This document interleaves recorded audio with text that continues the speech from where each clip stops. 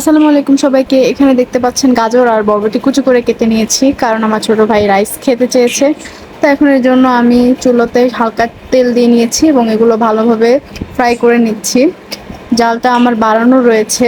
তো এই পর্যায়ে লবণ দিয়ে দিচ্ছি যাতে ভেজিটেবল ভালোভাবে লবণটা ঢুকে যায় এবং ভেজিটেবলটাও সেদ্ধ হয়ে যাবে। তো এখন আমি সয়া সস দিয়ে দিলাম 1 টেবিল স্পুন। অ্যান্ড এটাকে এখন ঢেকে সেদ্ধ করবো। 2 মিনিট পরে আমি ঢাকনাটা তুলে নিলাম।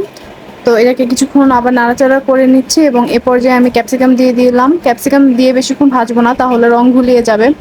তো এখানে আমি আগে থেকে স্ক্রাম্বল করে রাখা এগ দিয়ে দিলাম অ্যান্ড দিয়ে দিচ্ছি রাইস, যেটা কিনা আমার লেফট ওভার রাইস ছিল, ফ্রিজে ছিল। তো ওটা দিয়েই করছি। তো সুন্দরভাবে আমি সব কিছুকে একসাথে মিক্স করে নিলাম। মিক্স করা হয়ে গেলে এখন দেখতে পাচ্ছেন ভালোভাবে মিশিয়ে নিয়েছি। তো এখন আমার জালটা আমি কমিয়ে এটা ঢেকে কিছুক্ষণের জন্য সেদ্ধ হতে দেব।